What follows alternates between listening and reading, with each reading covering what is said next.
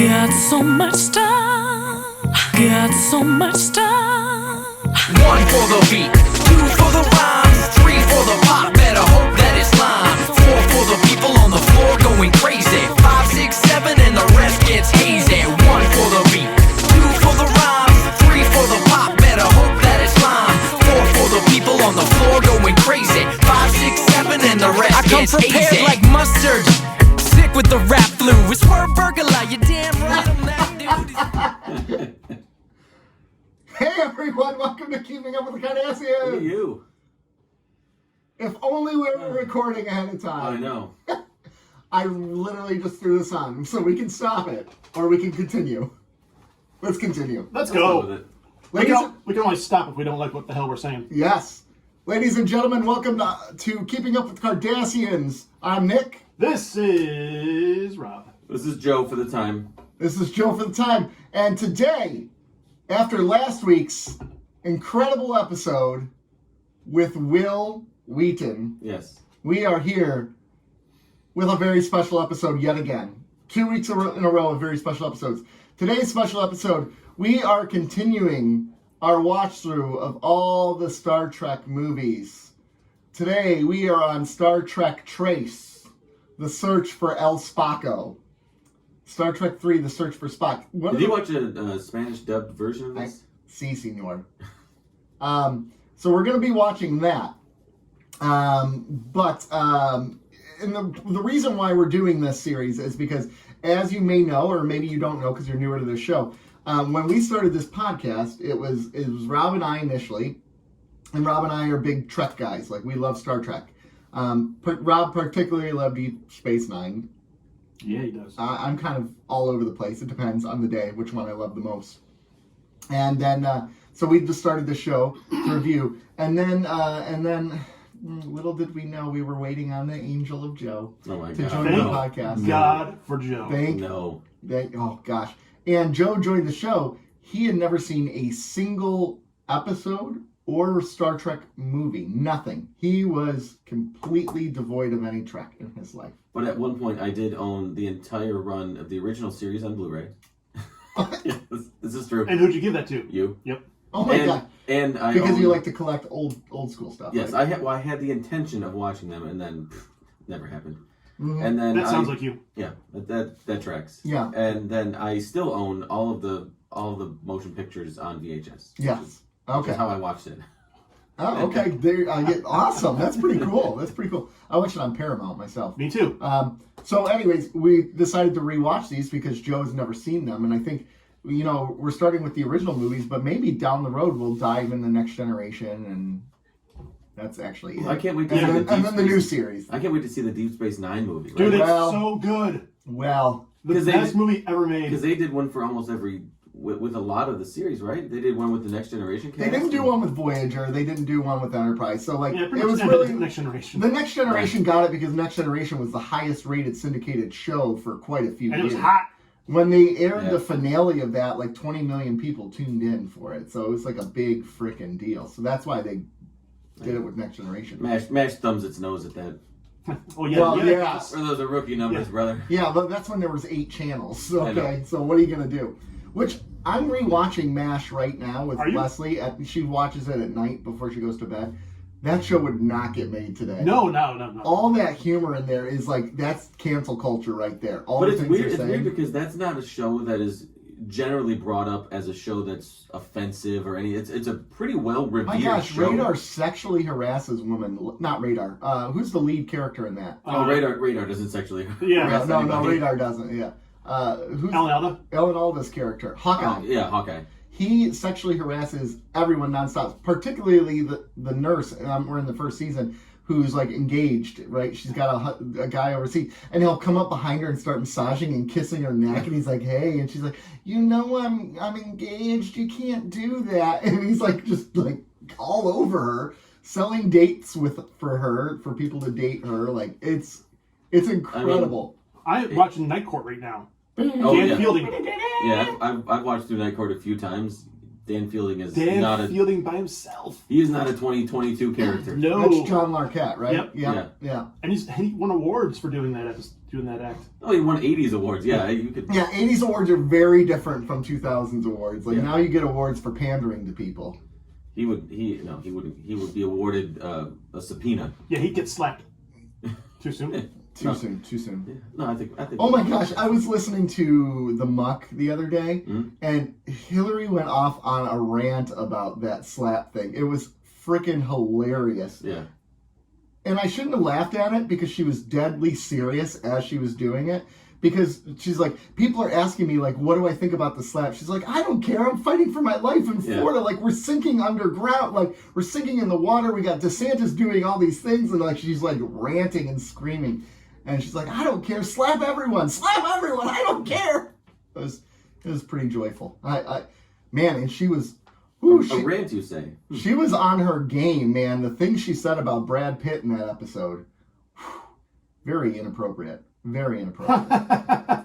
Inappropriate and went on a rant. That's right? Wait, was there curse words too? Because yeah.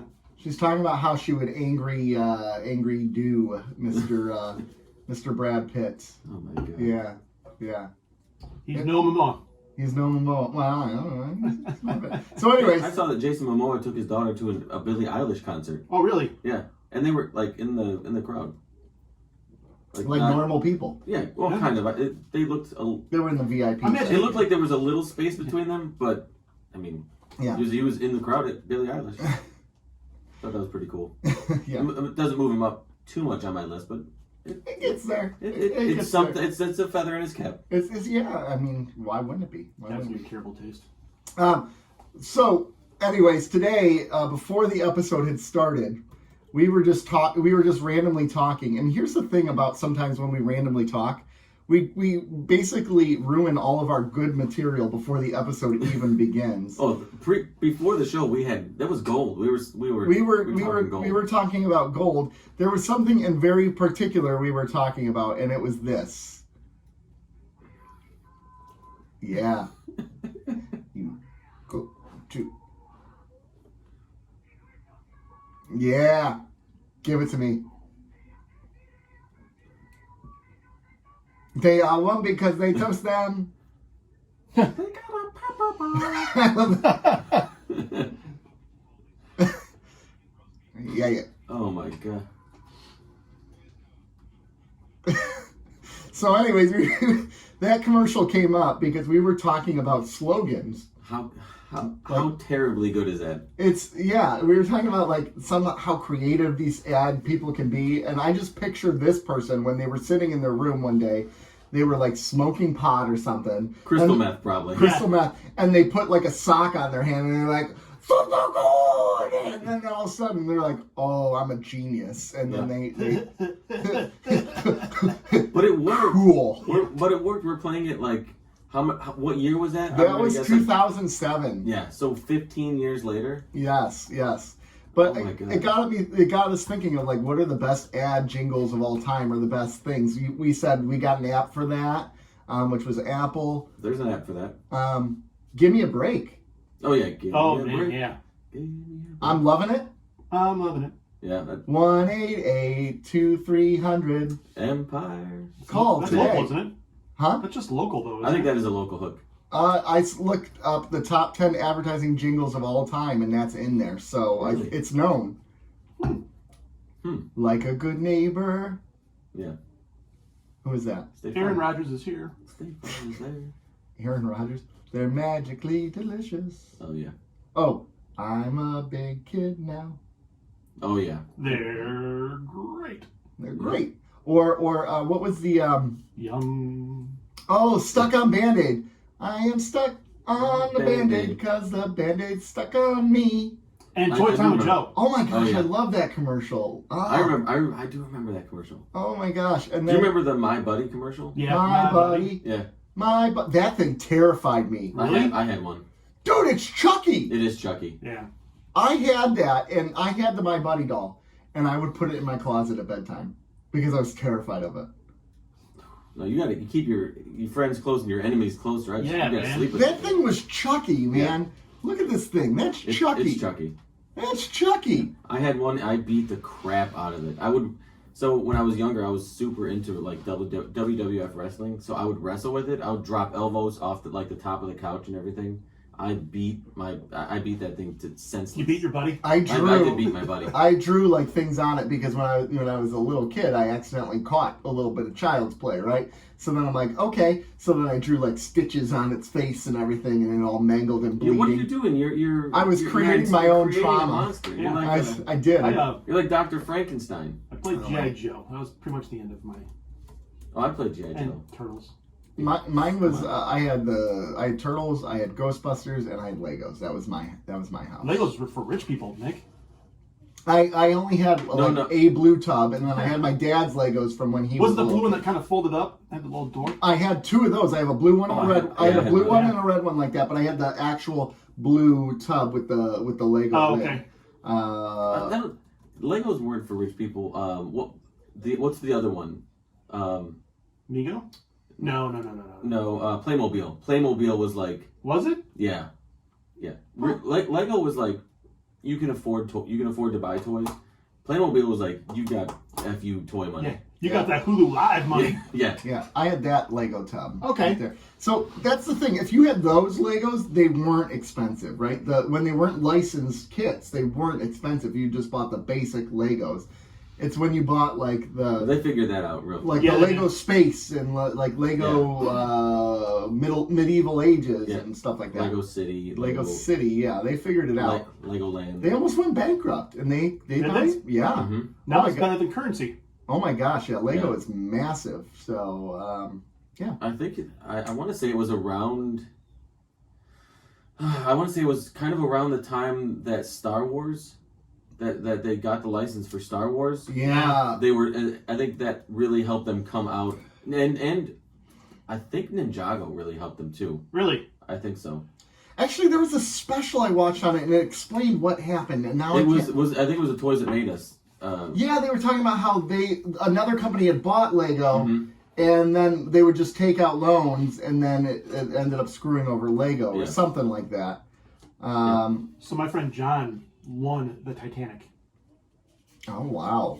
Like new? Yeah, like brand new in box. Won it in an auction. I'll tell you about it later.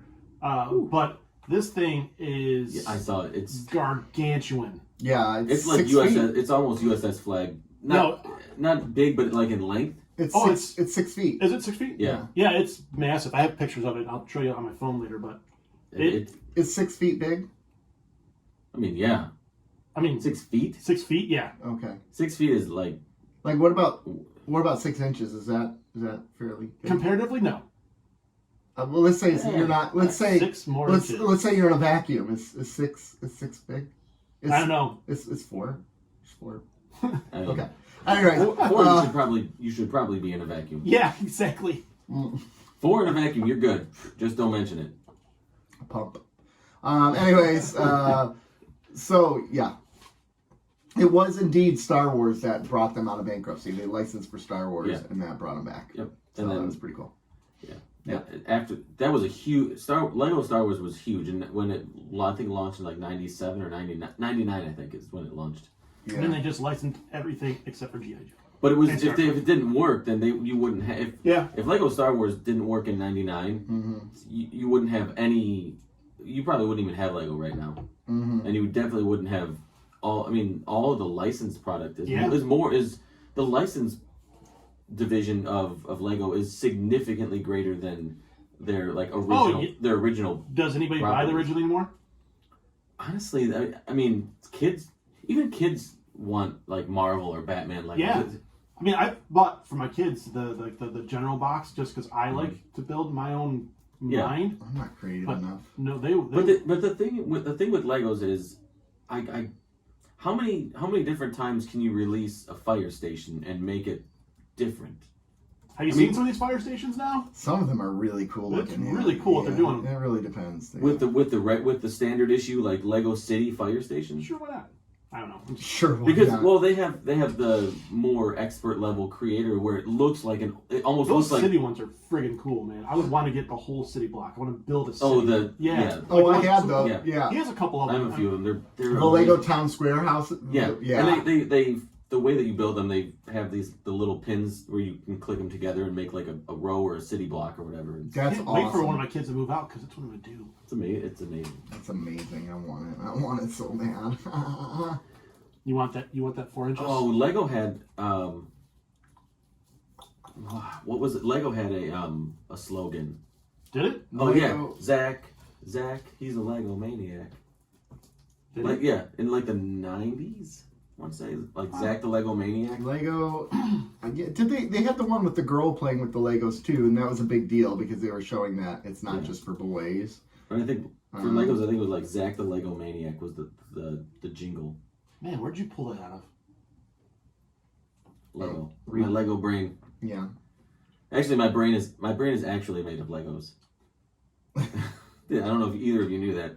I'm sure you could pick up on it, but I mean, it's there's nothing up here. It's literally just Legos and I can buy it. like Emmett cranking something. You're awesome. Well, technically everything is awesome. So I'm not awesome. I'm just under the umbrella of everything. Yeah, exactly. When everything actually kind of sucks, but they're saying it's awesome. Yeah, that's true. So. Oh, that took it. So Star Wars. You guys are Star Trek. downers. Star Trek. Star Trek 3. So Star Trek 3. All right. So we are reviewing Star Trek 3 today, and you know what? We're gonna do better than our Star Trek 2 review. It's hard not to. It's weird because I thought we had a great Star Trek 1 review. Star Trek 2 was significantly the better film and significantly the worst. I go back to like there isn't anything to really critique. And we weren't drinking. That's the worst part. I know. Well, have you guys seen the stuff for Mission Chicago, by the way? Yes. We missed a huge opportunity. Yes, we did. We fucked up. We did. Who was the one trying to push us to go? And you're like, no, it's too expensive. I didn't sound anything like that. Yeah, pretty close. I think that's a bad impression, but I think he's got the context correct. I was like, guys, come on, let's do this. Let's do this. Let's do this. Is that the one that I was didn't like? know about the podcast row thing. Yeah, I had no idea. Is there going to be another thing like this at some point? Yeah, there will. I mean, there maybe will. not next year. They do it every year almost. I Yeah, think. but we just had to find one that I had no idea. Chicago was so close. I did not know about the podcasting thing, but Yeah, like that if would've we been- would have booked tickets, we could have done research and figured it I out. had Yeah. no idea. Then I saw some of our The podcast Duras friends. sisters, Yes. the and I'm Duras like, sisters, I'm yeah. like, are you serious? The hell? We Yeah. could have met. We could have networked. We could have had fun. Fucked up, man. Yeah. Big. Fucked up. You big let me. screw. When was it? It was last weekend, though. Now, right now, Now? It's Now. currently now. It is When? right now. right now. Now? Now. As we're recording. Now? Yes. We can This make. weekend. We can make it because we still got. So how do we go there? We drive. We drive. Well, that's I expensive. don't know. It's just the way we were talking. It reminded me of Spaceballs. Yeah. When is it? Now. Right now. Now. Now, what about then? No, right now. That then is gone. It's on the TV. We can watch it. All right. So, yes, we missed out an opportunity. We're going to try to do better about that. So, That's funny that you bring up Spaceballs because there's a part in this movie that reminds me of Spaceballs too. Oh, good. We'll talk oh, about it. we're going to have to get there. Star Trek 3. Let's do a quick summation. So, Star Trek 3, it came out in 84, which was 2 years after The Wrath of Khan. Khan! This is the second film in the trilogy of the Spock saga. The Unplanned trilogy. The Unplanned trilogy. So, it takes place immediately following Star Trek 2. So, the Enterprise is returning to Earth. It's battle-scarred. It's damaged. It's in bad shape. They get there because they're all excited because they're going to get refitted and they're going to get to go back to the Genesis planet. They're pretty pumped about that. Meanwhile, McCoy is acting strangely and is talking out of he's lost it. So they get there and then they're like, by the way, bros, you're not being refit. In fact, your ship is so old, we're retiring it. How old is it? 20 years. And they're like, you're all getting reassigned. Scotty, you're going to the new flagship of the fleet, which is the Excelsior, which has transwarp drive. Very forward thinking. So then David Marcus, his son, and Savick, who is now played by not Kirstie Alley, Robin Kurtz, are on this planet, and they discover the torpedo tube with Spock. Oh, but he's gone. Oh, the Genesis planet has recreated him, and he's a child without a brain. Basically, he just. So he's just a regular child. He is just a child. And so Kirk finds out about this, and they steal the Enterprise. The crew steals the Enterprise. They destroy. They don't destroy. They sabotage the new. Excelsior. They sabotage the new Federation flagship and take the Enterprise. It turns into Gone in 60 Seconds. Exactly. They get there. Cleons are there, bro. Christopher Lloyd is there, and he's saying, "I need 1.21 gigawatts." And no, he doesn't say that.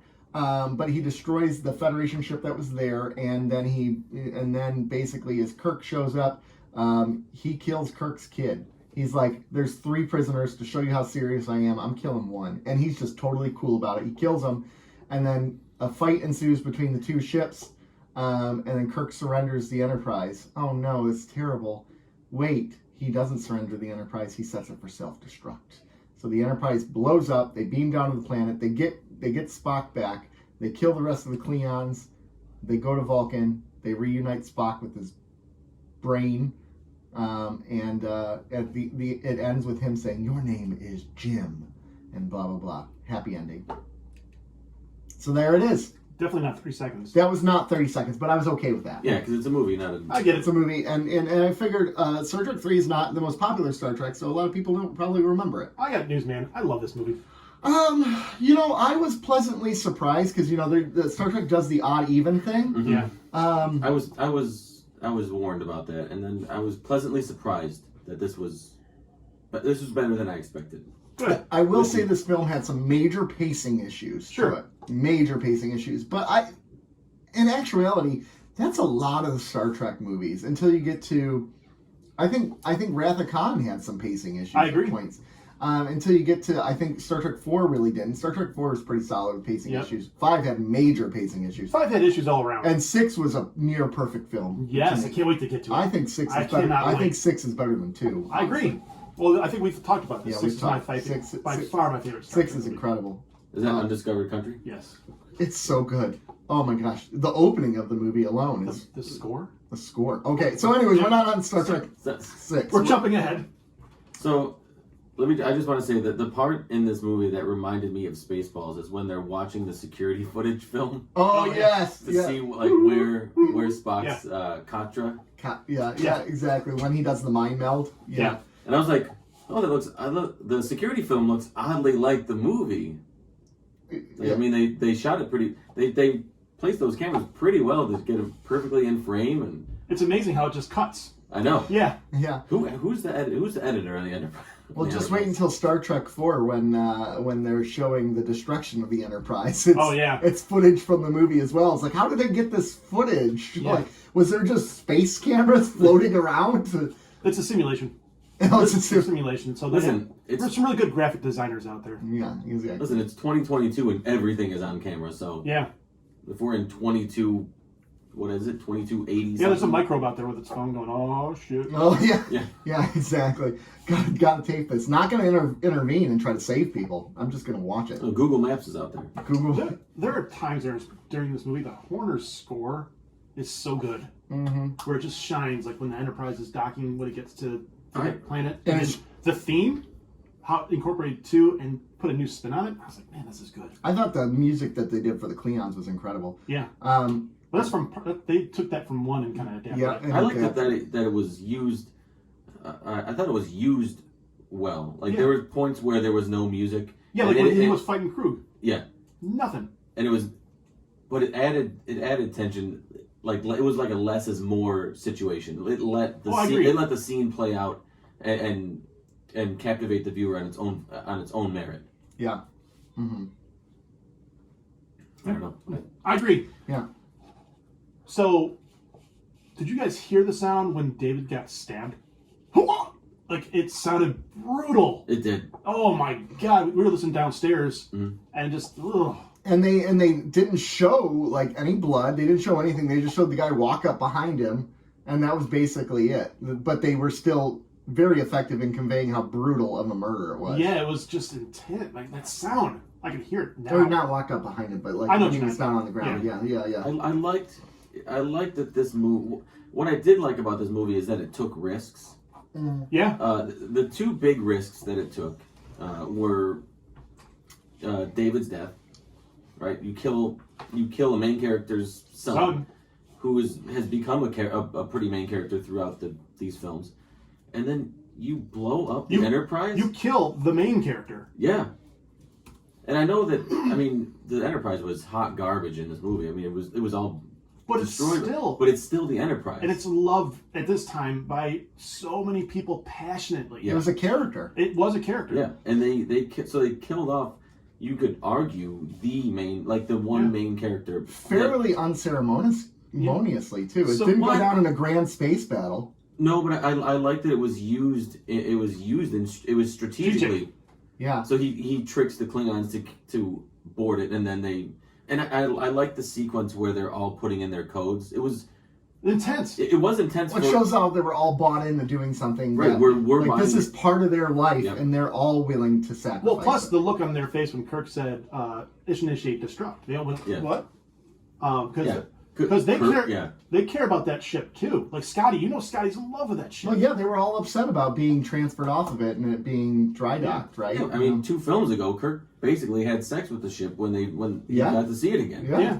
I mean, I almost had sex with that ship when I got to see it again when I was younger. And actually, when I was younger, I remember watching the Enterprise blow up, going, like, I lost my mother. Yeah, like what? But you're thinking like, what are they doing? What is the future of Star Trek with no Enterprise? Yeah. Exactly. It really sets up for very well. Yeah. Extremely well. But yeah, and it is a very traumatic moment, right? And actually it plays off the trauma of what Kirk just experienced before that, right? The loss of his son. So he's lost something so important to him. So now it becomes this personal vendetta, and you're willing to give up everything and anything to save him. Was he more upset about his son or the Enterprise? Enterprise. No, check this out. Here we go. Say it. Oh, this is good. This is a great scene. Yeah. He falls down. Yeah. Here we go. Come. You killed myself. Do it.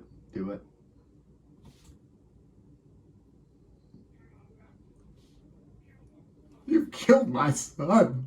I like that scene. Klingon bastard. That was such a great scene. I thought. It was well acted by him. He tends to overact. But the falling down and everything.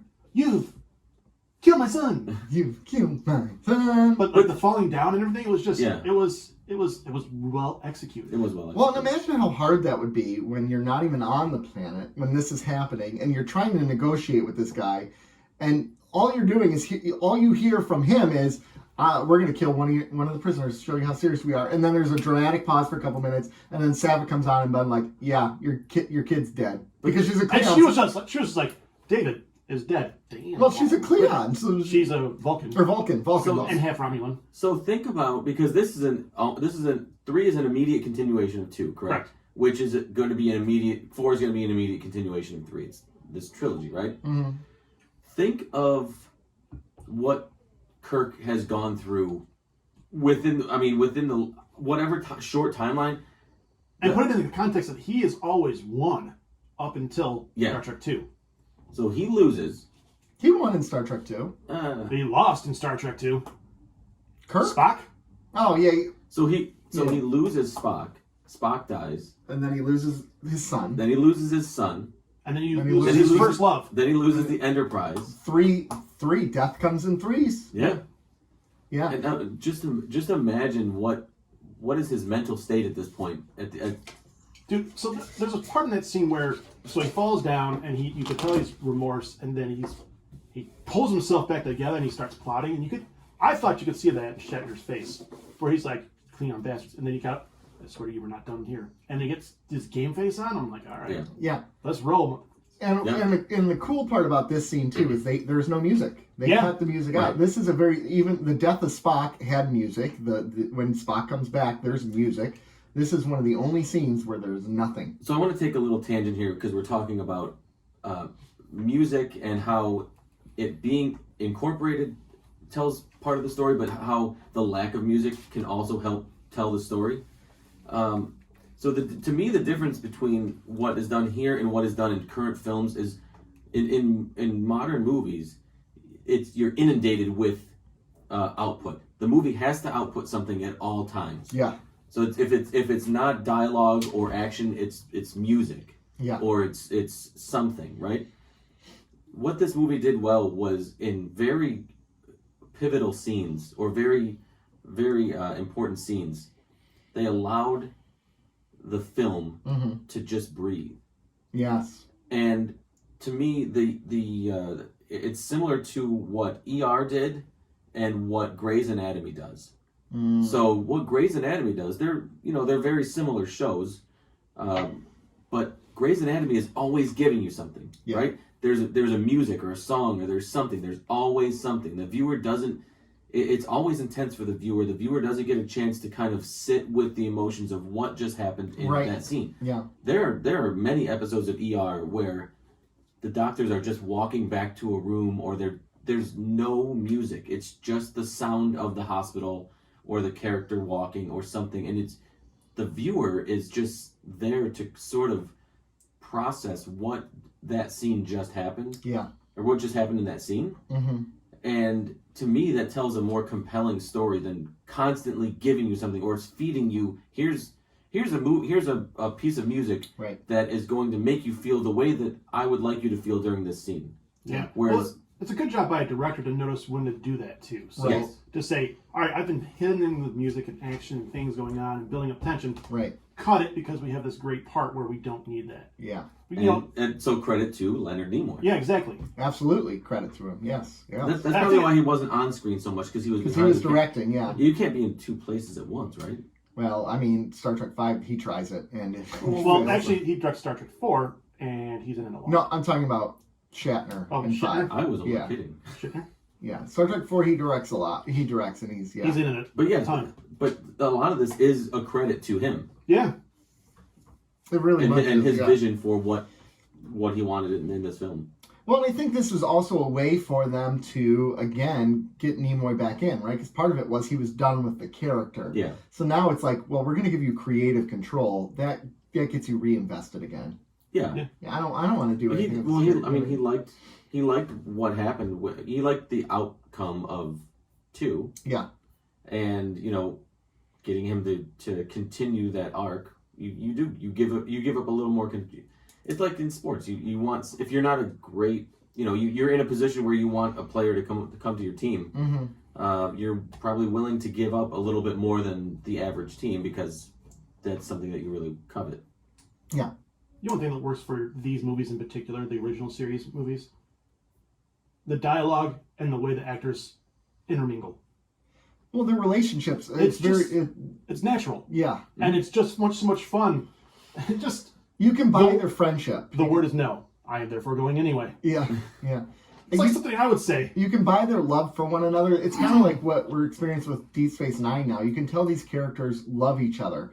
I don't think any of the others... I mean, Next Generation did... There was a little bit of that. Yeah, towards the end, it got better at that. But definitely Enterprise did not do that. Definitely Voyager didn't do that. And I don't think... did you say DS9 does it? Yes. Yeah. Yes. Does it really well. Yeah. You can tell when there's, I mean, the word is, I guess the word would be chemistry, but it's even more than chemistry. It's more than on-screen chemistry. It's like this, it feels like it's all natural. Well, none of these characters are written independently of one another. Right. Right. They are written to accentuate one another. Like Kirk's shortcomings are filled by Spock's logic, right? Mm-hmm. And Spock's logic is offset by McCoy's. How good is DeForest Kelly, by the way? Oh my gosh, he is so good. That green-blooded bastard. It's the way to get back at me for all those arguments he lost. That was a great scene. DeForest Kelly is just. That's the one thing I will say about the new films, the rebooted one, is I think Carl Urban nailed a younger DeForest Kelly. If you can get as close as you can get. Definitely he did a great job. He did. Yeah. You can tell there's probably a little bit of admiration for the source material. Oh, yeah, absolutely. Whereas Chris Pine didn't really play Kirk exactly, but I still like his. He Kirk. played a cocky ass Kirk. A very different one because his dad wasn't around to keep him in shape. But speaking of Kirk, though, the one thing I really enjoyed about this was the juxtaposition of the captain of that USS Grissom compared to like Kirk as a captain. Like this captain on the Grissom who's like, I have to call and ask for help. I don't know if we should do that. We're going to get this cleared before we go ahead and beam somebody up. Where Kirk's just like, do it. Yeah, whatever. Like, it's the difference between a good captain or a good captain and a great captain. Because this guy still wasn't a bad captain. He was a captain for a reason. Right. It was no Kirk, though. I told you I wanted prisoners. Lucky shot. Yeah. There was the line that Kirk had where he's talking to the Klingon. He's like, I need your help. He's like, I need, what he said, like, I need you to live. I need your help or something. He's like, I don't deserve, I deserve to live. I'll kill you later. Yeah. And then later he's like, I lied. I love that. Like, it was very... The payoff for that was pretty... the payoff for that little interaction was... Because it was almost like a throwaway interaction.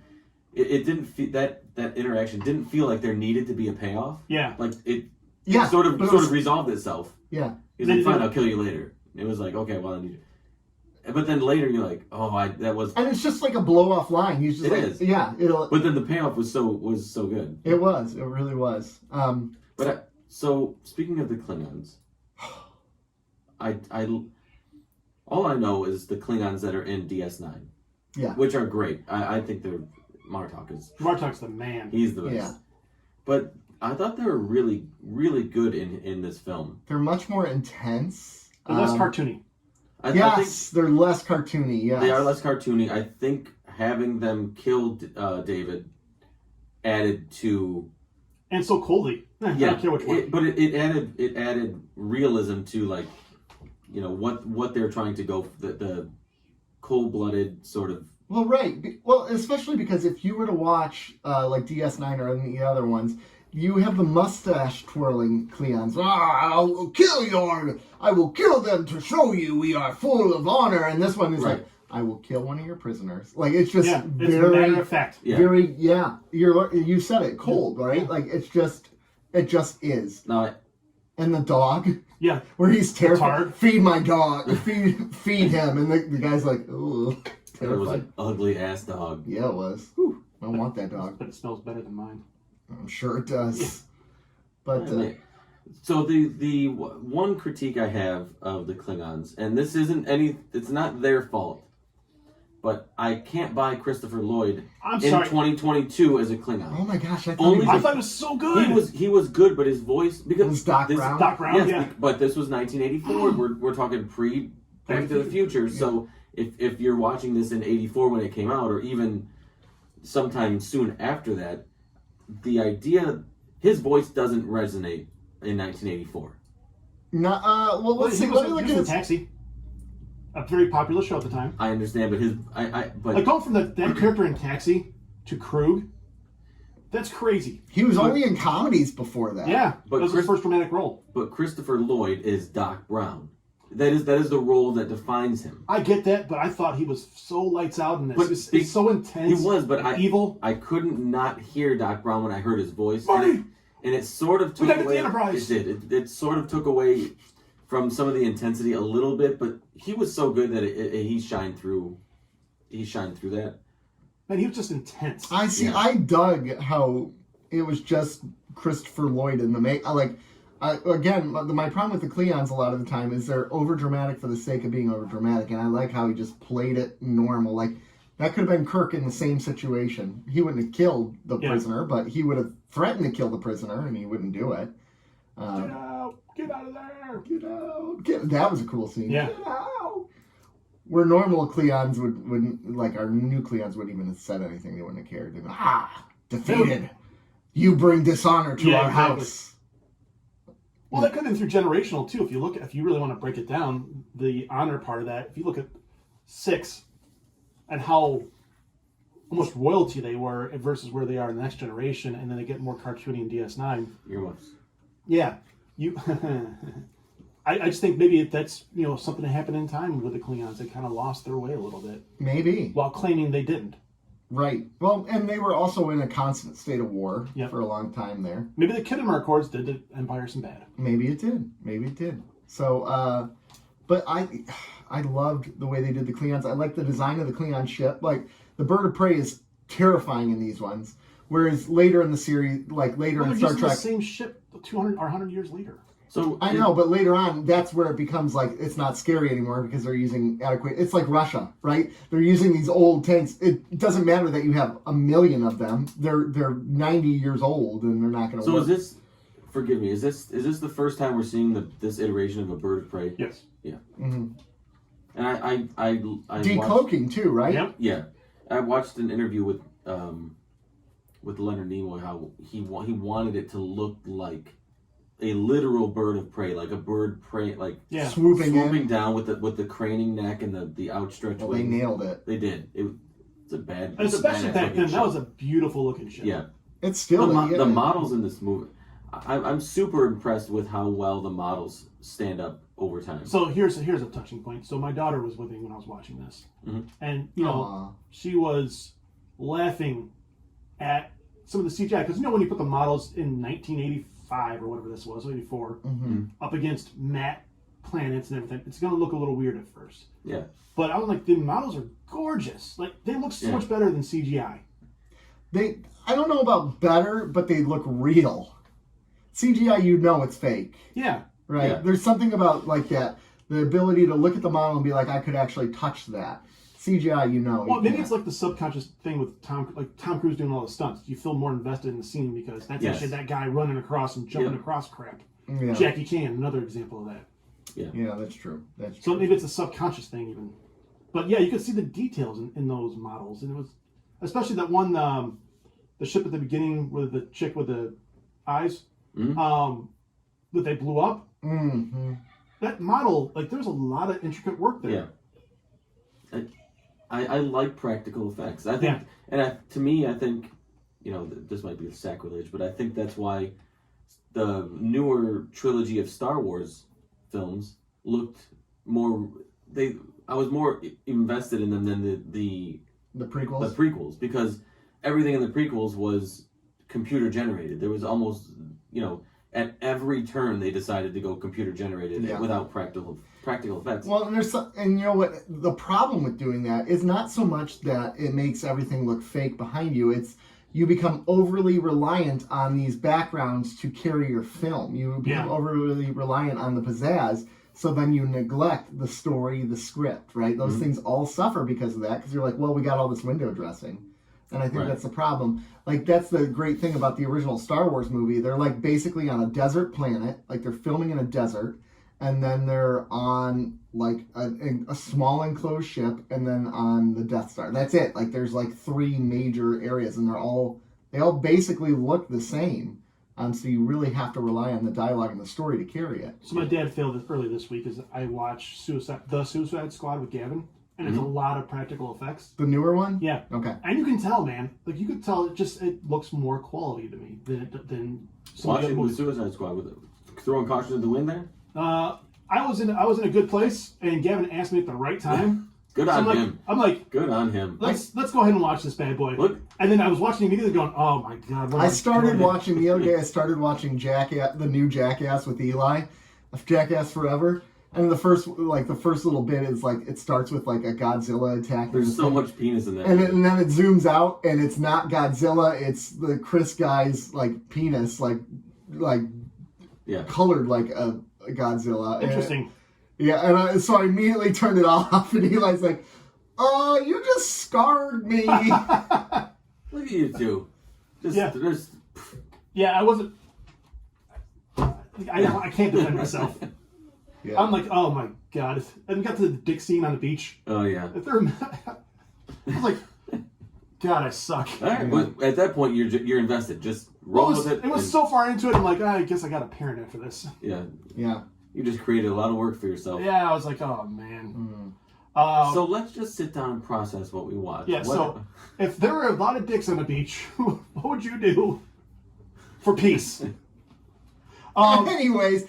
So I like the way at the beginning they recap 2 subtly. not really Oh, subtly, by actually, the screen. by the screen, and it kind of zooming in and then turning color to real color.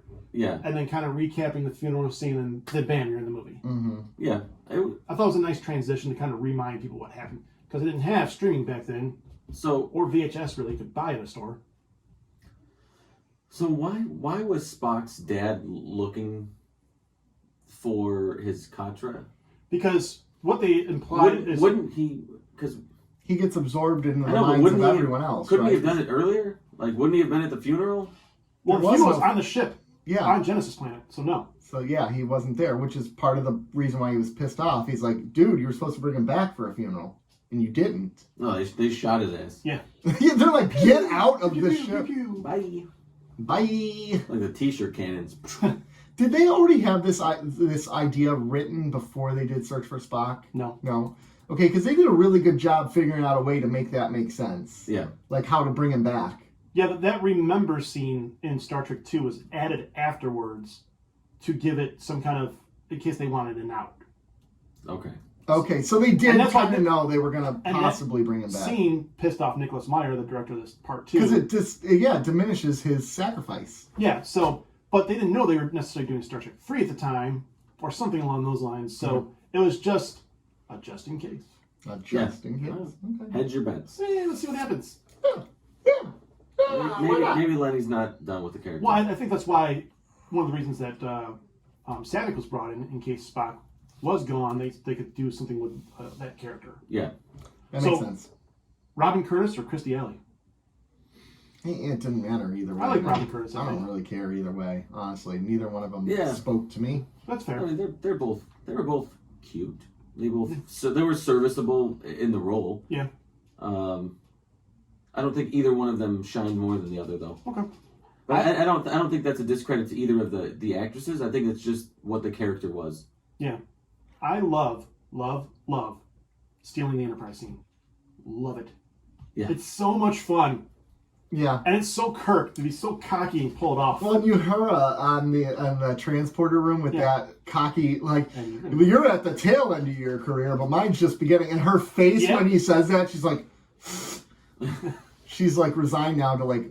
Oh, I'm putting you in the closet. Yeah, I'm hurting. So I got a question for you guys, and I was thinking about this while I was watching it. What medium do you prefer your Star Trek? Do you prefer film or do you prefer a television series? Which medium do you think it translates better? I think for this original series crew, I think the films translate. I agree with that. What I will say is, does it translate as well if you didn't have the original history from the shows? Probably not. You need that relationship. But then again, I've probably only seen about 4 hours of the original series. That you know of. You had to see more of that when you were like a little kid. Yeah, quick watches here and there, but I've never sat down and watched it. So I think right away you can see the attachment of this crew. And so even, I famously had no history with it. So even you with even not too much more history with it than I have are able to extract a lot of enjoyment and backstory understanding. Yes. That's how these first films were so executed that they could do that. They could rope somebody in without having that. Yeah, without having the 66, the 60s show. I just think the relationships are so strong and they're written as well as they are. And it helps that Star Trek 2 was as good as it was. Yeah, it kind of gets you to go, you can jump in right off the bat. Yeah. And I think that's why these films work so well, is because they do that. And that there's there's a charisma about them.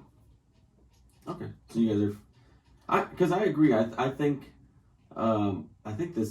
this crew is great at films. Yes. Star Trek films. I don't know that DS9 would translate well to a film. I think it could, but it depends on the story. If it's a war story, then it probably could. If it's more slow-paced stories, I don't know if it could, because you have to tackle those 7 characters and get that relationship of Kira's relationship with the Cardassians, Kira's relationship with the Federation, Kira's relationship with Dukat, and so on. Cisco's relationship with the emissaries, so on. In a series, you can sort of tackle those relationships. Yeah. O'Brien hating everybody. There's a lot to cover. Bashir being a douchebag at the beginning and actually being somewhat tolerable now. Yeah, exactly. He grew as a character. Yeah. Quark. Just Quark. I want a Quark movie. A Quark and Garrick buddy cop movie. Yes, please. Yep, I'll take it. I like it. Exactly. Yeah. All right. So should we go into rating? Yeah. I mean, I could actually. Go ahead. Wow, we've done this film much more credit than we did Star Trek 2, but like I could go on for a while. I don't feel like we need to because I feel, I'm pretty happy with where we're at. Yeah, it's just I really enjoy this movie more than most people probably. I'm glad I went back and rewatched it because I don't have as sour of a taste as I used to have on it. And now that makes the trilogy of these films, like 4 is a great culmination. I can't wait till you see 4. 4 is great. Yeah. It's cheesy, but it's great. But it's bluntly cheesy, which is why it works. Which is because 2 and 3 were so serious, and then 4 comes and is like, we're gonna have fun. Well, 4 is the perfect fish out of water movie, the perfect one because if you went a double damn to you. Yeah. Well, come on, let him watch the goddamn movie, man. But it's perfect. I don't even know what any of that means. But they travel in the past, and you think about 23rd century people. That's probably how they would act. Going, what the fuck? Yeah, I mean, you're going 300 years in the past. Nick says one line from the movie, and you said, let him watch the movie. You're giving away plot points? I thought you weren't paying attention. I'm sorry. Oh, that's Nick that usually. Spoiler alert. I'm not going to spoil the movie, but here's how it ends. Yeah. Nick, you're not allowed to say any of the dialogue from the movie, but here's a major plot point. Yes. I'm sure you've been spoiled a little bit already. All right. I have no idea what 4's about. Let's do Is that the Wales one? Yeah. Yeah. See, you already know. You already know. Well, no, because all I know is that there's a Wales Star Trek movie, but that there's also Prince of Wales. Well, yeah, and then you said that's sort of a silly one. Yeah. Free Willy. And you know how Nick loves fun. Is it Free Willy? Is it a Free Willy prequel? It's actually all about Free Willy. I'm going to look up conspiracy theories that this is in the same time. Free Willy is in the same Same timeline. universe. Keeping Up with the Kardashians investigates. Free Willy. I like fun. I just don't like it when it's no point fun. There's hard evidence against that. Yeah. The 4th one has point fun. Our listener says otherwise. Marv doesn't know what he's talking about. All right, moving on. Let's rate these bad boys. Star Trek 3, The Search for Spock. You pluralize Bad that. boy. Bad boy. Bad boy. Bad babooey. We're not doing episodes, so there's only one. You can't plural. Singular. Let's rate this bad boy. Sorry, I finally caught up. All right, Star Trek 3. Who wants to go first? I give it an 8.5. 8.5? That's really high. I still like it. Okay. For contextual sake, what did I give 2? 9. And what did you give 1? 3. 3.5. Oh, I thought it was a 3. Okay. All right. We've been really close. Certainly better than 1. I feel like 7.5 is too low. I feel like 8.5 is a tad high. Wow, look at that! You're doing the average. Yeah, I think I'm gonna go with an 8. Okay. It wasn't quite as good as 2, but it was a very, very good movie. It took risks. They paid off. I'm gonna go 8. Okay. Well, I mean, I feel like I'm the Debbie Downer here. I think there were some major pacing issues in this film. It's an hour 45. Pacing. This is like cocaine paste for Star Trek film. I'm still watching the. Can I rate this already? Can I rate this? Is this your time? This is my time. Nick and his terrible takes coming. 6. Second set was great. I was going to give it a 7, actually. A 7. I still think it's a great film. That's acceptable. That's fair. Yeah. We won't tar and feather you. Yeah. Hey, even though we already have. Yeah, exactly.